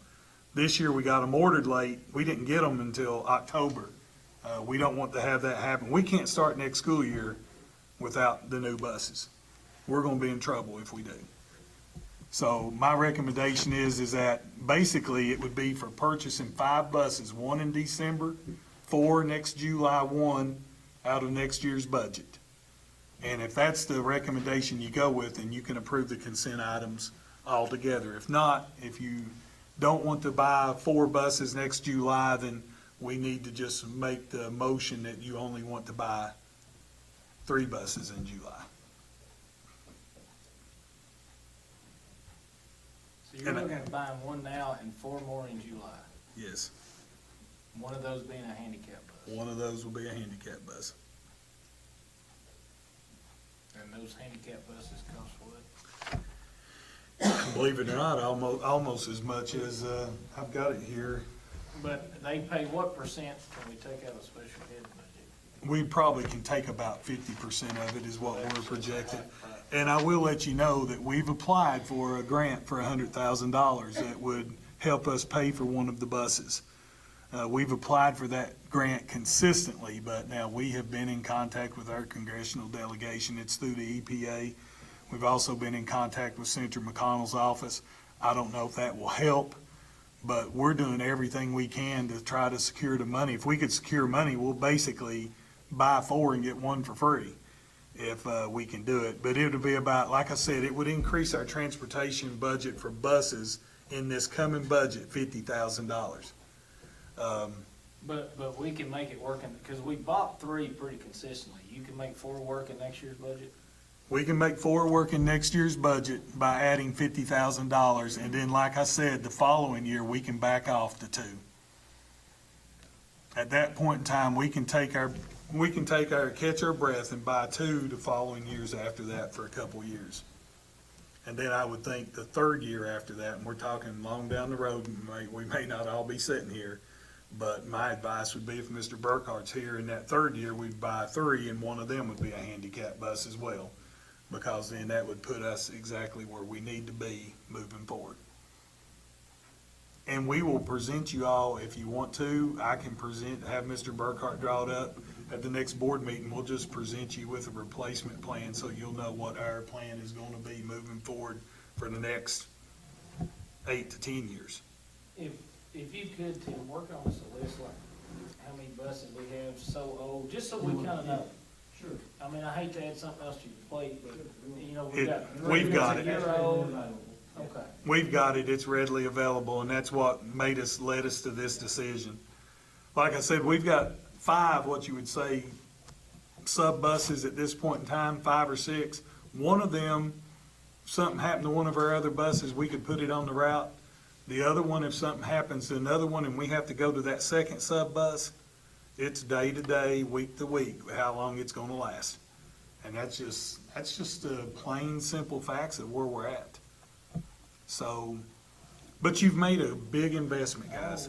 You've bought 7 buses. Bus fleet's a lot better shape than it was 3 Yeah, years ago. well, if you buy the one in December, you've bought 8 in the last 3 years. Mr. Christopher bought one his last year on a tight budget and was going to try to buy another one, and then that's when the change in leadership took place, and we didn't get a second bus ordered in time, so he ended up with just a 1 bus. He was trying to wait for the next superintendent, whoever it was, based on the interviews and everything else. He didn't want to shoulder the burden of an additional $90,000 for a bus on a new superintendent coming in, even if it was him.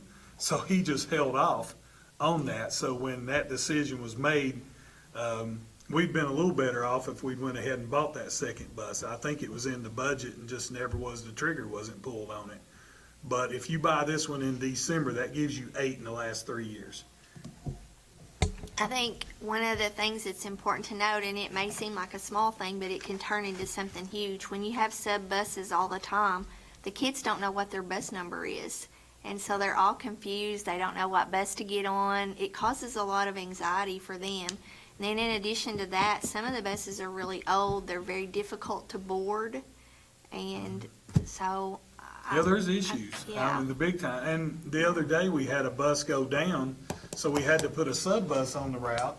So we had a 72 passenger bus on the route. Well, our sub bus was a 66 passenger. So all of a sudden, you think 6 seats don't make a difference? Makes a huge difference on a bus that's already crowded. So the next thing you know, we had an overcrowded bus. Mr. Burkhart had to transport some kids in a van on a Friday afternoon, so we wouldn't have a bus that was overcrowded. So, yeah, there's issues that you don't even think about that's out there. So, again, my recommendation is that we buy the 5 buses, 1 in December and 4 for the coming year. It's in the budget. We can make it happen. They're gonna call us the Grim Reapers for the work we did last Tuesday in my office, myself and Tanya and Angie, but we have to be prepared for the worst in this legislative session if they don't address the pension crisis. If they address it by taking money from education, we have a plan right now to address it without really impacting our contingency a whole lot. Because that contingency's there to use, and I'd be the first to tell you, I'm very stingy with our contingency. But it's also there to use, and we may have to use some of it coming up, but it's a good thing we've got it. There's 15 school districts right now in the state of Kentucky that's probably at this very moment in the red. They're operating at a loss right now because of some of the changes in unmined mineral taxes, and most of them are in eastern Kentucky. So we're blessed to have the fund balance that we are. It's been because of the work of the board and working with the budget. So if you all are prepared to buy the 5 buses, then you can approve the consent items in one block. Do we have a motion? I'll make a motion to approve the consent items. Okay, we have a motion. Do we have a second? I'll second it. Okay. And just in that motion, Felicia, make sure that we include that they're including 5 buses. That way it'll be clear in the board minutes. Any other discussion? All in favor? Any opposed? Okay. Approved. Okay, next on the agenda, we have public comments. Yes, sir. This is the first. Yeah. Got stood up by other drivers. Thank you. You stayed We alone. want to see your smile face. Tommy, Yes, you got extra of those? yes. The press might would like to have a copy if you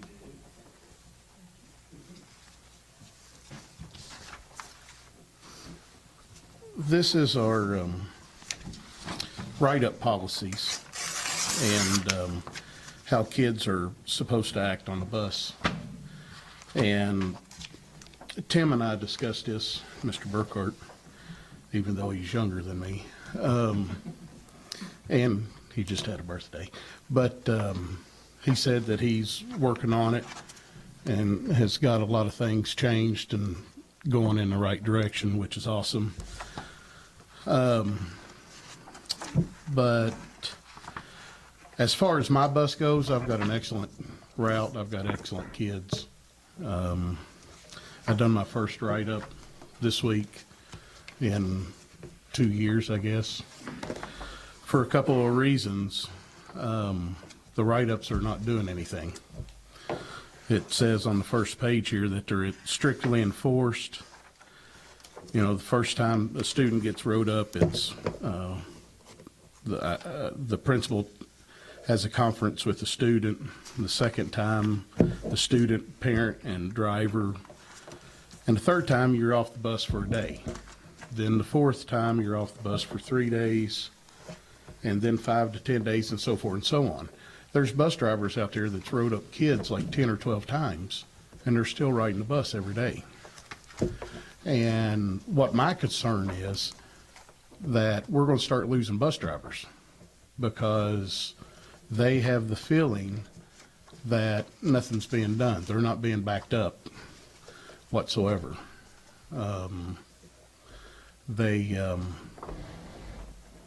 Having arguments on the bus, having fights on the bus, and then they're back on the bus the next day. And, my main concern is if I need to take a day off, we can't because we don't have enough bus drivers. And Mr. Burkhart told me that we would put an ad in the paper for more drivers here pretty soon. But right now,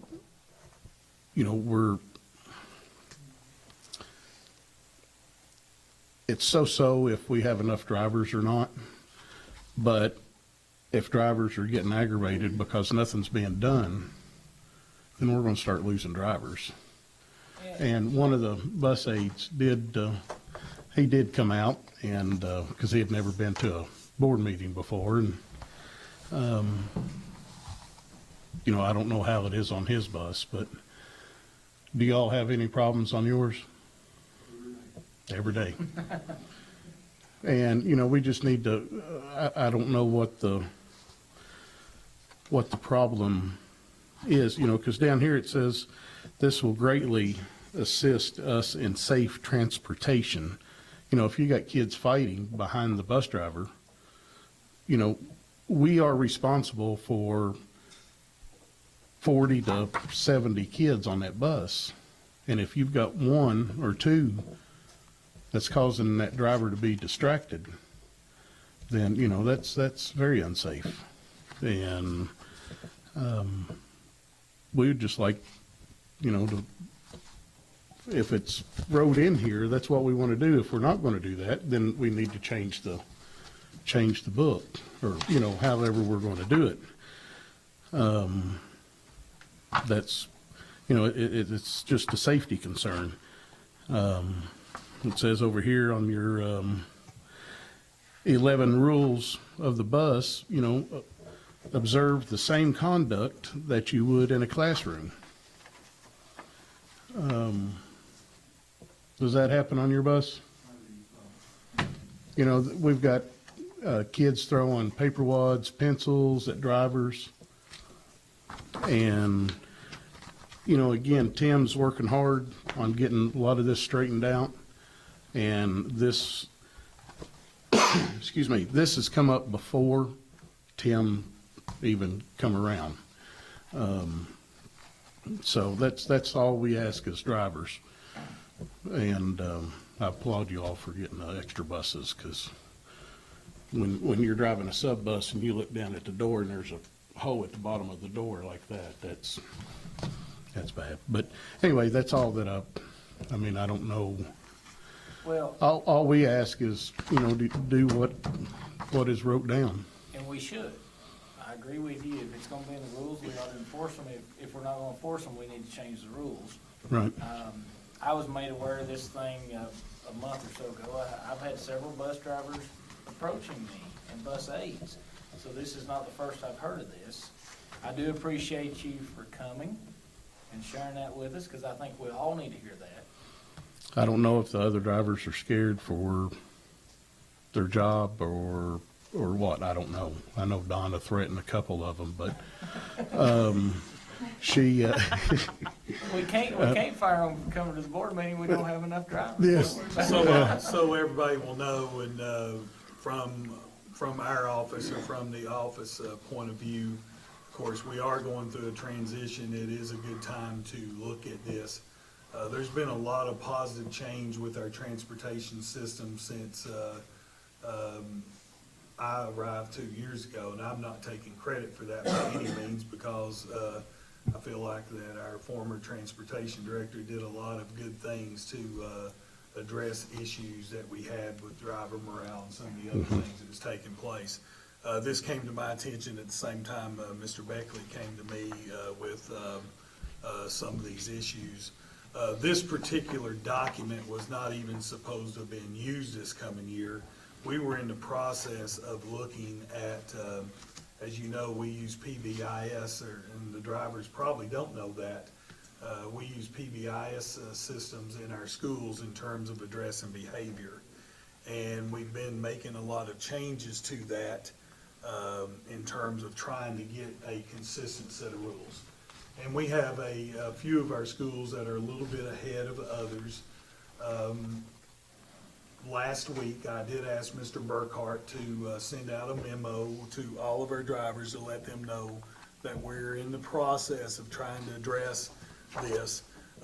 I personally, I think based on the infractions, I do not think that sometimes a third offense for some infraction means that a child should be put off the bus. Talking, yeah. Yeah. You gotta have some common sense. And Right. I think sometimes, you have different levels of degrees in terms of our bus drivers' ability to make a positive change in discipline on their bus, because quite frankly, our drivers haven't been trained. And that's what Mr. Burkhart and I have sat down and talked about. Our drivers has never had training in PBIS, and as we've got to checking, yes, PBIS does exist for behavior on school buses. So since it's part of the change that we're going through in our schools as well, we want to implement it with our bus drivers. That would be And awesome. not only with our bus drivers, but with all of our bus monitors. Right. As of today or tomorrow, I believe it is, every one of our drivers has a monitor on the bus. We are one of few school districts that are able to do that. One is because of our transportation system. Since we operate a transportation system that operates as a hub, everything comes into a hub school and then everything goes out to the schools. We have preschool kids that's coming in from all over the community. So thus, every bus, except for one, had a preschool child on it. And as of this week, a preschool child has moved into that area. So every one of our buses have a bus monitor. Well, guess what? Same situation. Our bus monitors haven't been trained. And we've made steps to hire our bus monitors full-time. We don't have as many full-time monitors as we do drivers, but what we do is usually our bus monitors are on a 2-year probationary period. And if they serve that 2-year probationary period and they've had a spotless record in terms of coming to work and those types of things. Matter of fact, we're getting ready to hire 4 more full-time bus monitors. So to try to keep consistency with our bus monitors. But there's still a lot of changeover. You're still talking about a 4-hour job versus a job somewhere else where you can get an 8-hour job. So it takes the right person that wants to be a bus monitor that fits their schedule. So not only are our bus drivers going to receive training, but also our bus monitors are going to receive training, and we're going to do that during the work days. we'll have 7 work days this year if we have snow and it's safe to people to get out. We'll have 7 staff work days to try to have training not only in our schools, but with our drivers and with our bus monitors. And the goal is that, yes, we've got to implement these rules and we've got to make some modifications, and we're working on that, but our goal is to have a firm set of rules and a discipline matrix, just like this one, but it's not gonna say that on the 5th offense. It's gonna have to be broken down by offenses, because,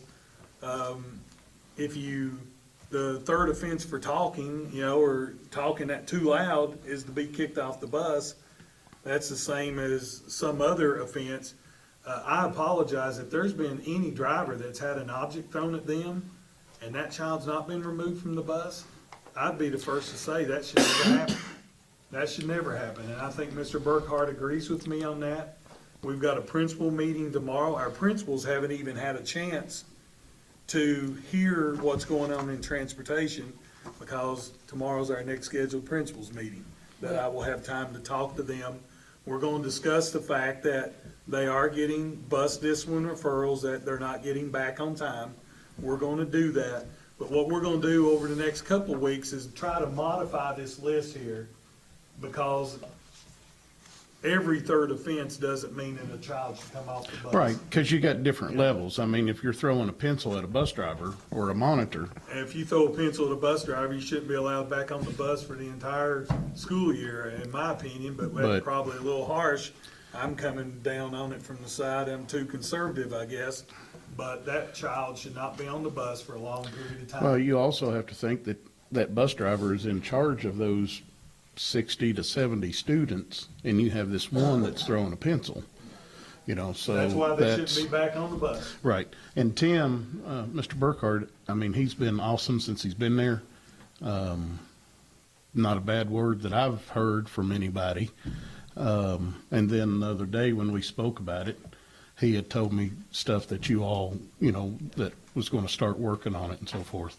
Well, I don't take any of this personal. I think anything we can do to make our buses safer, to make our schools safer, to make all of our kids safer, is a positive move forward. This is not a reflection on anybody in the past. It's not a reflection on No, anybody right no. now.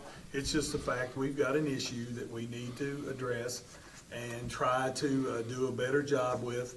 And I think communication here goes a long ways, and maybe we've not been communicating the way that we should have been, but all these things are in process. We hope to modify some of the things that's in here to try to get a framework out there, but then next school year, for sure, there will be a matrix in terms of what happens on each different offense in terms of on that school bus.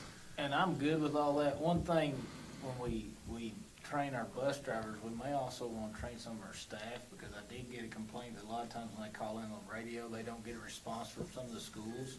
If they call a specific school, they don't answer. And I think we're paying somebody to be there in case that bus has a trouble, for instance, at Western. Not used for any other reason other than you happen to be sitting here, but each school has somebody that we're paying to be there in case a bus has a problem with a kid from that school, heaven forbid a medical emergency, but, I think I've had that complaint several times, so we maybe need to train our staff and remind them that we have to have somebody there to answer that call. I think you all made some adjustments to duty schedules. I think, is it principals are supposed to be at the building, is it 30 or 45 minutes after the last bus leaves? Yep, and teachers so long after. And, we've got some issues with, I think teachers are 10 minutes after the last bus leaves, and principals, I think, are 45 minutes in the afternoon. Somebody should be manning that radio, and usually if somebody's not, they will always notify us. We man it here from the central office. We listen to the radio as well. So I don't know why.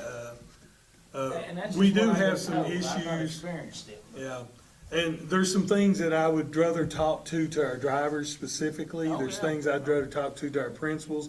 I don't want to get any evaluation stuff here. We need to develop, one of the things we've done is tried to develop systems to try to address situations, and we need to come up with a system here that we can all live with in terms of being able to address the concerns. And it all goes about just safety. If we have one child that gets hurt, or one child that gets misplaced or taken to the wrong place, and it can happen. It does happen from time to time. But we've not lost one for an evening or anything like that, but sometimes they'll get on the wrong bus, and And they I do know a that our wonderful job. DPP runs all over the county sometimes trying to get Yeah. one or to take them, but all these things are being taken under advisement. And you know, after you'd spoke to me, I actually had a driver that spoke to me. We had a bad miscommunication on one issue that happened on a bus. Should have never happened. It was just a miscommunication. Sometimes things like that happen. And it made it appear, quite honestly, that driver was not supported. And I think that driver was apologized to. The situation was one that was taken care of, I believe. And that's what I told them at that time. I told the person that called me, give us a chance, Mr. Burkhart. This is, I think, one of the major things he's undertaken. He's at the garage every day now. He stays out there at about 9:30, 10 o'clock some mornings. So he's there available every day for the drivers to get a hold of. And I think he has been accessible. Yes, very. And Very. it is definitely something, and I'll shut up here because I have a tendency to talk too much. But we are addressing this issue, and by the start of next school year, we will have a definite set of rules that are enforceable, and we will open up the lines of communication so that drivers know how to or what has happened, and they're also going to be better trained in how to deal with some of these issues. But in the meantime, we're gonna support those drivers on these behavior issues. Yes, we are. Thank you, sir. Thank you all. Thank you. Thank you for coming, we We appreciate it. appreciate it. Next on the agenda, we have the superintendent's report. Real quick, I know that we got, of course, the notification, employee notification. You have my activities report there. There's been a lot of pension stuff here the last few days I've been attending, trying to deal with our situation, as everybody knows, not only with just pensions for teachers and classified workers, but for all state workers. And hopefully, we're starting to see some turnaround in that area. You have an adult education report there, and I thought overall, in a time when adult education numbers across the state are down quite a bit, I think our adult ed program has some positive things going on. After the change in the requirements to obtain a GED, it has become very hard. It's not as easy as it used to be to get a GED, and I don't want anybody that's got a GED 10 years ago to say I'm saying it was easy then. It's just the fact that the requirements now are a lot tougher than they were at that time. So the number of GEDs that you see across the state are down. But there's some other things that adult ed does, and they have some good marks in some other areas. So I think Ms. Skipper and her staff, a lot of them are part-time staff except for her administrative assistant and Miss Rebecca, and they do a pretty good job out there. And I just wanted to give that to you all for you all to look at. And I didn't give you my activity report. I'm sitting here holding it and didn't pass it to you. I also want to notify you that my student advisory council meetings, I had meetings with both the middle school and high school students, and those were very productive meetings. As a matter of fact, we did have some action items that came out of that, and since that was between students and myself, I won't share those in public, but there was several things that I felt like that the students were very forthcoming with, and we want to be able to listen to all constituents, just like they heard our bus driver tonight. We want to hear from our students, and we want to hear from all of our stakeholders. So we want to make sure that things are going well. So I wanted to tell you that both of those have been done. I've not went to West Irvin yet, and Miss Arvin and I need to talk about exactly. The level of conversation at the high school was really up here, And then when I got to the middle school, it was sort of down here a little bit, and I just worry about, I want to hear from our younger kids, but also I think it won't be as forthcoming. You know, I think you could hear maybe from a third grader, I don't get hugged enough, you know, which is a big problem for that third grader that doesn't get hugged enough, but, you know, it's just one of those things. But I still want to, and I probably will still do that. And I know you'd asked me a minute ago the difference between a special needs bus and a conventional bus. It's only like $3,000 or $4,000 difference. They're just as expensive because of the special equipment. So I just found that. I knew I had it with me. Recallable nickel payment. I didn't do this to be a smart aleck, but I made the promise to the public that whatever, with the recallable nickel passed, that whatever the evaluation on my house was, that I would pay the 6.1% of that to the Estill County Board of Education. And that is a copy of my check where I made my payment, because I'm a man of my word. When I tell somebody, if everybody else in this county was going to have to pay 6.1 additional cents, and I was going to pay it as well, and that check has been deposited. So I'm just letting everybody know that. In terms of the pension update, the governor keeps telling everybody that he has the votes. If he had the votes, he would have called a special session, in my opinion. I think there are a lot of problems with the pension bill, but I do think they're sort of working behind closed doors every day to try to garner enough support to pass the plan that he's put in place with some changes. As you know, all the different K groups, in terms of all the different educational groups, has presented an alternative plan for the systems in the state of Kentucky that would continue with the same plans, but also make concessions. And I would want the public to know, and I think the governor tried to use the Parents Against Educators and school employees, and tried to use them against them in terms of the ideal that if they called off school, that we didn't care about their kids. And that didn't fly very well, because the people realize that teachers make a lot of sacrifice, and yes, we make mistakes. We're all human, but we're all here because we care about kids, and I think the public saw through that. And so he basically had a groundswell of support come up against him that he didn't realize. He thought he was going to gain support, and I think in the long run he hurt himself quite tremendously with that.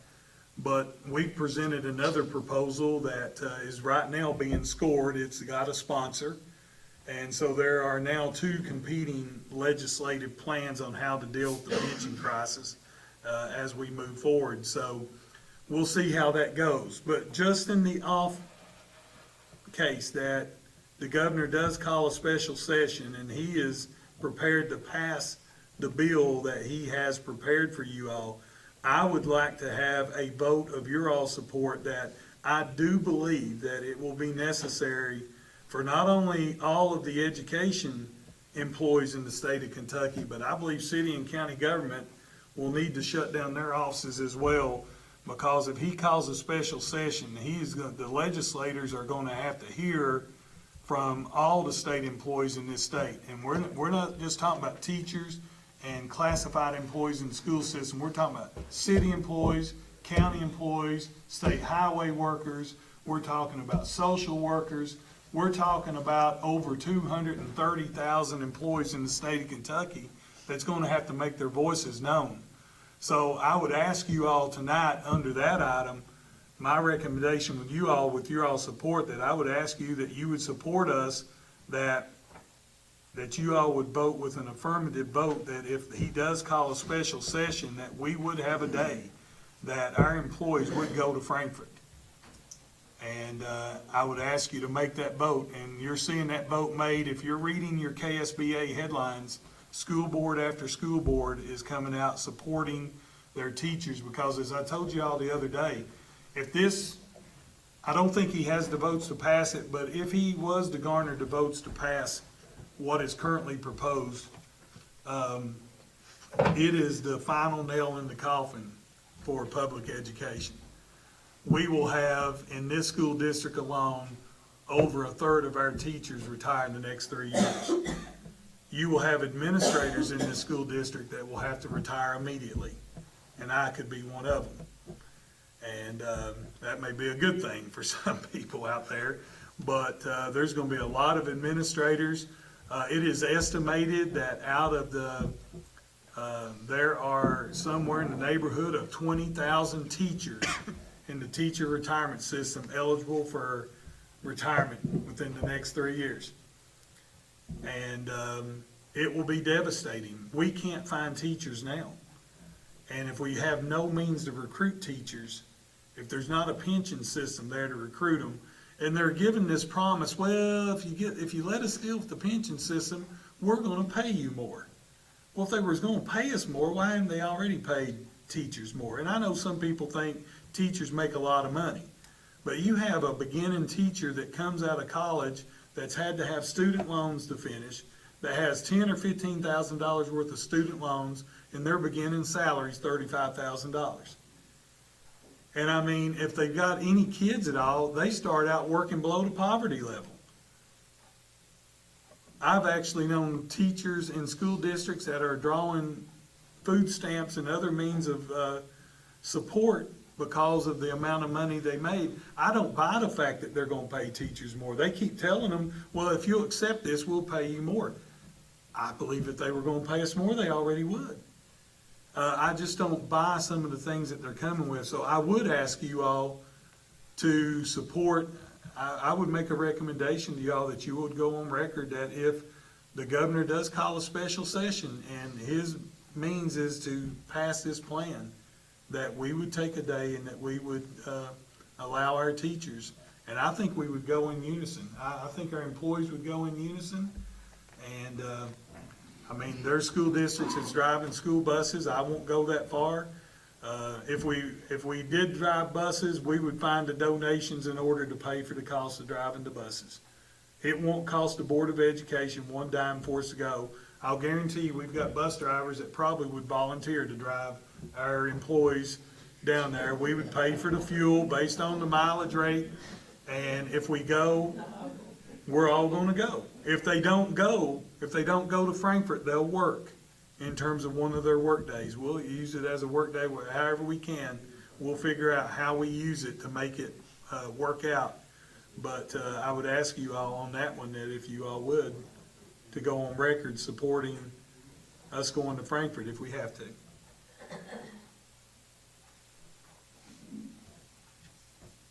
make that motion or not?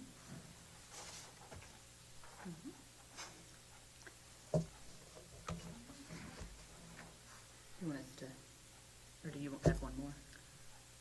Well, that would just Proceed be with on, this one? well, yeah, that one would be a different thing on security concern. So let's stick to that one if y'all would. Okay.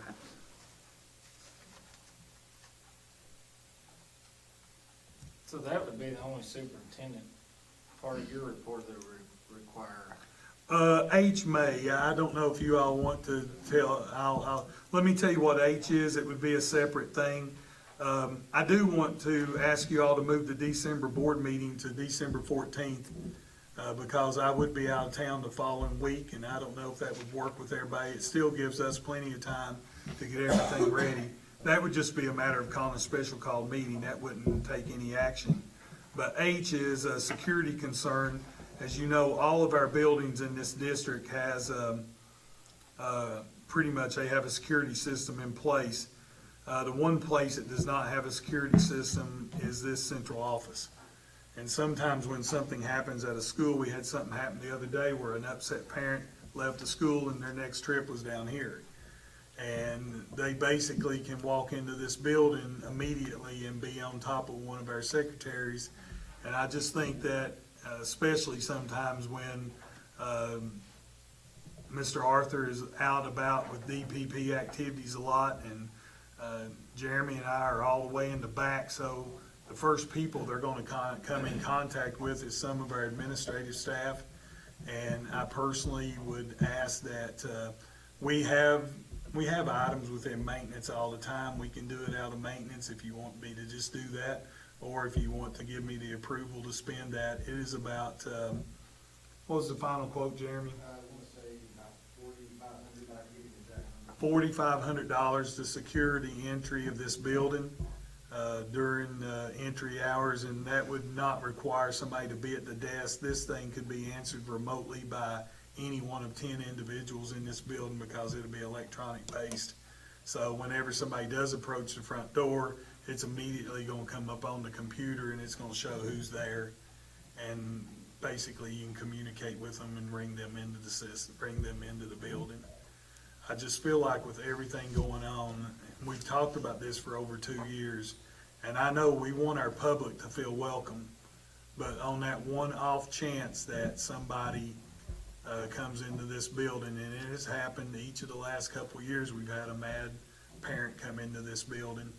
I wish you could say we'd never have to worry about that, but I just don't feel comfortable anymore, especially with our one secretary sitting right there in the door. I just don't feel comfortable anymore that somebody can walk straight into that door. I know there's glass on that door. Somebody wants to do something, they can do something, but at least it makes them think twice. So we can do that out of maintenance money, or if you all want to make a vote that we amend the budget to buy that security system, we can go on record that we're doing that to provide safety to our employees. The only other place that we really can't secure down is our bus garage because of buses coming in and buses going out and those types of things. That's just a place that would be impossible to secure at this point.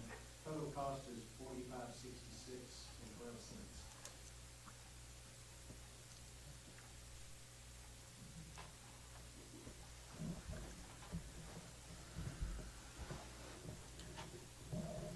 So out of that report, I would ask for basically 2 votes. One would be to support us having a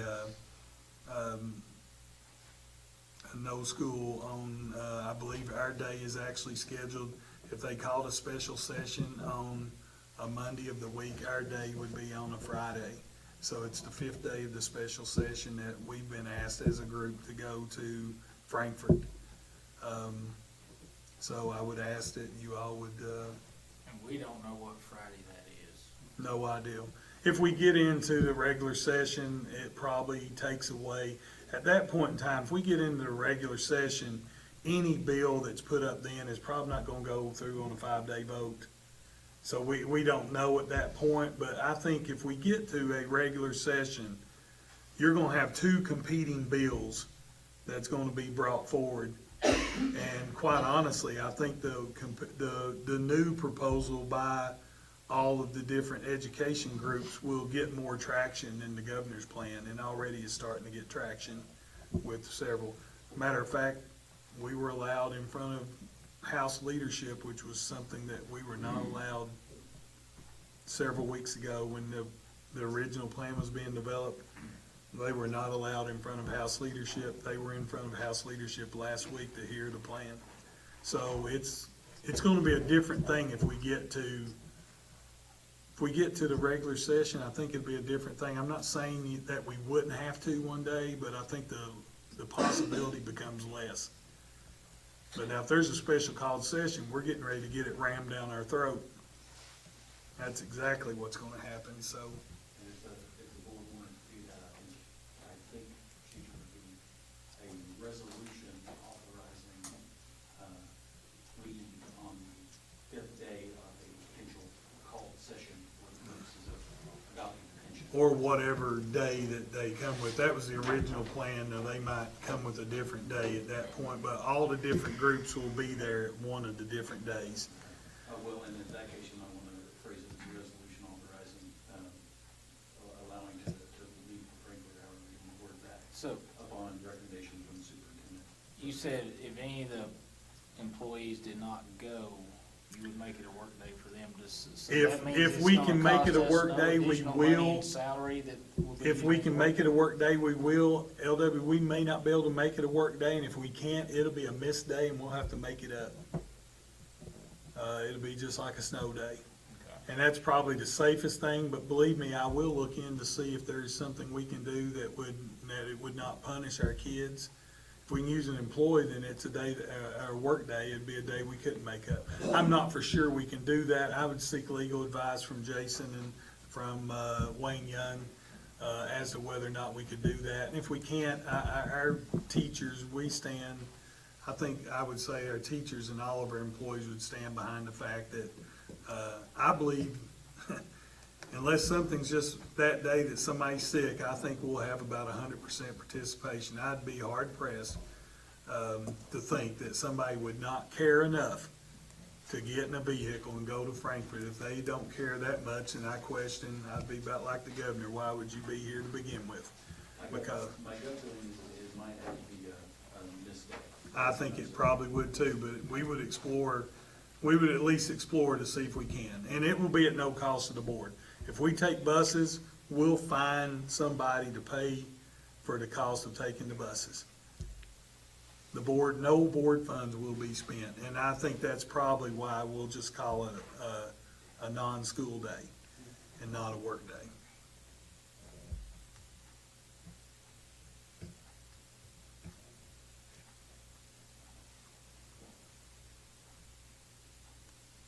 Do we have a motion?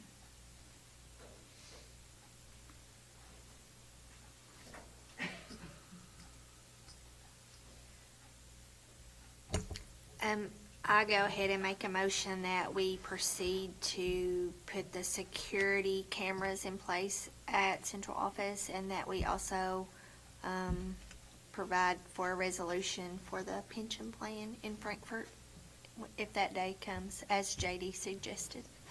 Put them together. I would suggest that you do it together. Okay, So by authorizing the security first, and then you'll vote on Okay. that, and then do a motion together. okay. So I make a motion that we do the security, for the central office. And I say that we do that out of the maintenance budget. We have a motion. Do we have a second? I'll second it. Okay, we have a second. Any discussion? All in favor? Any opposed?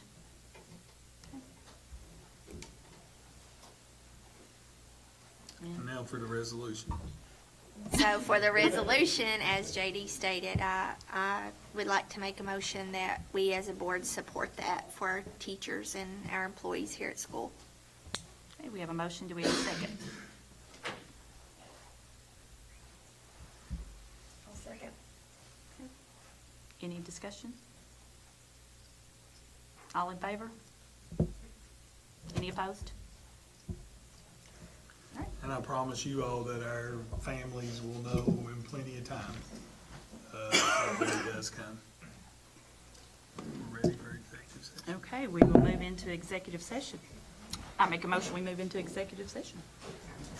Do I have a second? I'll second. All in favor? Just so Any y'all know, opposed? if you do decide